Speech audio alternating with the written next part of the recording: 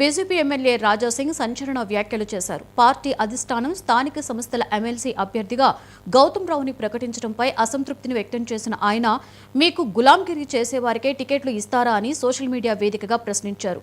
మీ parliament పరిధి నేతలకు పదవులు ఇస్తారా అన్న ఆయన, మిగతా పార్లమెంటు పరిధిలోని సీనియర్ నేతలు, కార్యకర్తలు కనిపించలేదా అని ఘాటుగా రాసుకొచ్చారు.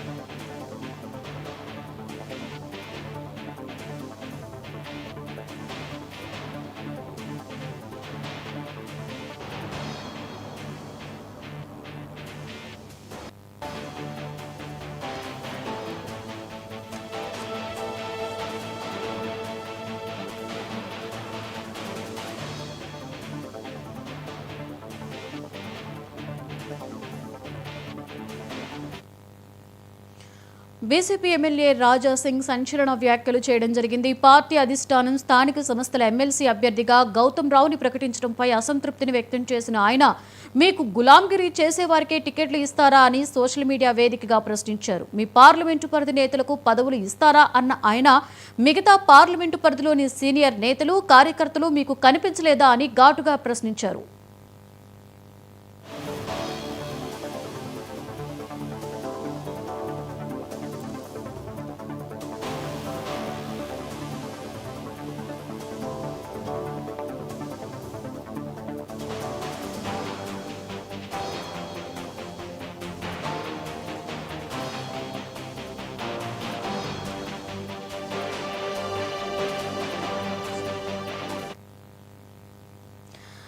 బీజేపీ ఎమ్మెల్యే రాజాసింగ్ సంచలన వ్యాఖ్యలు చేయడమైతే మనం తాజా సమాచారంలో చూస్తున్నాము.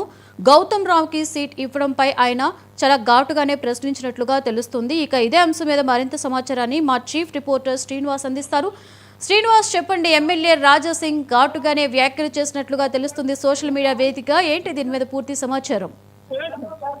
Thank you Lakshmi. మొదటి కొన్ని రోజులుగా Raja Singh Goshamahal MLA BJP senior నేత తన అసంతృప్తిని వ్యక్తం చేస్తూ వస్తున్నారు. రాష్ట్ర నేతల తీరు పైన ఆయన చాలా అసంతృప్తితో ఉన్నారు. కొన్ని రోజులుగా గతంలో బీజేపీ శాసనసభ ఎన్నికల్లో 8 అసెంబ్లీ స్థానాలు గెలిచినప్పటికీ ఎల్పీ నేతగా ఎవరిని ఎంచుకోవాలనే విషయంలో వచ్చిన విభేదాల కారణంగా ఆయన అప్పటి నుంచి ఎడముఖం పెడముఖంగా కొనసాగుతున్నారు. పార్టీలో మీటింగ్స్ ఏదైనా సమావేశాలకు కూడా అరకొరగా రావడం, కొన్ని సమావేశాలకు దూరంగా ఉండడము కొనసాగుతా ఉంది. మొదటి నుంచి కూడా గతంలో బీజేపీ రాష్ట్ర అధ్యక్షుడిగా కిషన్ రెడ్డి ఉన్న సమయంలో కూడా ఆయన ఇలాంటి సంచలన వ్యాఖ్యలతోనే మొత్తం రాజకీయంగా ఒక చర్చనీయాంశంగా మారారు. కిషన్ రెడ్డితో విభేదించారు. కిషన్ రెడ్డి అధ్యక్షుడిగా ఉన్న సమయంలో ఏర్పడ్డ విభేదాలు ఆ తర్వాత కూడా పూర్తి స్థాయిలో సమసిపోలేదని చెప్పుకోవాలి. అదే క్రమంలో మరొకసారి కేంద్ర మంత్రి గా ఉన్నటువంటి కిషన్ రెడ్డికి రాష్ట్ర అధ్యక్ష బాధ్యతలు ఇవ్వడం, బండి సంజయ్ని తప్పించిన తర్వాత అప్పటి నుంచి కూడా పార్టీలో ఆయన చురుకుగా పాల్గొనలేని పరిస్థితి, చురుకుగా వ్యవహరించడం లేదు. బండి సంజయ్ కాలంలో బండి సంజయ్ అధ్యక్షుడిగా ఉన్న సమయంలో ఉన్నంత చురుకుదనం ఆ తర్వాత చూపించని పరిస్థితి మనకు కనబడతా ఉంది. ఏ సందర్భం వచ్చినప్పటికీ కూడా వీడియోల ద్వారా ఆ తర్వాత ఎక్స్ వేదికగా తన అసంతృప్తిని వ్యక్తం చేస్తూ వచ్చారు. ఈ తాజాగా Hyderabad MLC local body MLC అభ్యర్థిగా గౌతమ్ రావును ప్రకటించడం పట్ల కూడా ఆయన ఎక్స్ వేదికగా తన అసంతృప్తిని వ్యక్తం చేయడం జరిగింది.